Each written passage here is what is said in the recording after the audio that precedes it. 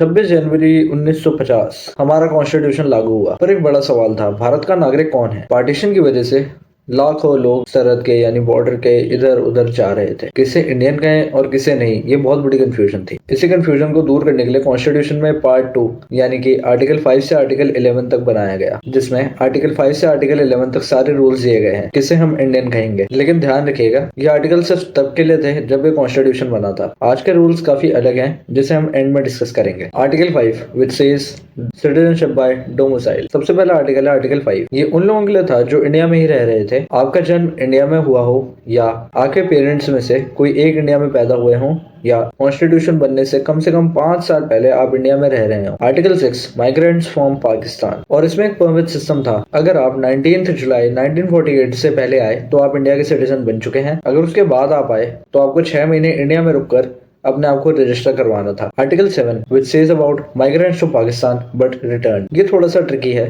जो लोग 1 मार्च 1947 के बाद पाकिस्तान चले गए उनकी सिटीजनशिप तो खत्म हो गई, लेकिन अगर वो रीसेटलमेंट के लिए वापस आए तो उन्हें आर्टिकल 6 के रूल फॉलो करके सिटीजनशिप मिल सकती थी। Article 8 people of Indian origin staying abroad. जो लोग इंडिया से बाहर जैसे यूके, यूएस, कनाडा में रह रहे थे लेकिन उनके एंसेस्टर्स इंडियंस थे, तो वो इंडियन एम्बेसी में जाकर रजिस्टर करके सिटीजनशिप ले सकते थे। Article 9 single citizenship. इंडिया में डुअल सिटीजनशिप नहीं है। अगर आपने किसी और देश की सिटीजनशिप अपनी मर्जी से ले ली है तो आपकी इंडियन सिटीजनशिप उसी वक्त खत्म हो जाएगी। No double standards. Article 10 and 11 the power of parliament. Article 10 कहता है कि आपकी इंडियन सिटीजनशिप तब तक रहेगी जब तक पार्लियामेंट कोई नया कानून नहीं ले आता। और आर्टिकल 11 सबसे इंपॉर्टेंट है। ये पार्लियामेंट को पावर देता है कि वो सिटीजनशिप के लिए नए लॉज बना सके, और इसी पावर को यूज करके सिटीजनशिप एक्ट 1955 को बनाया गया था। Citizenship act 1955। तो क्या आर्टिकल 5 to 11 आज भी काम आते हैं? तो इसका जवाब है सिर्फ हिस्टोरिकल कंटेक्स्ट के लिए काम आते हैं। अगर आज के टाइम पर किसी को इंडिया की सिटीजनशिप लेनी है तो वो सिटीजनशिप एक्ट 1955 के रूल्स देखता है, जिसमें 5 तरीके हैं: बर्थ,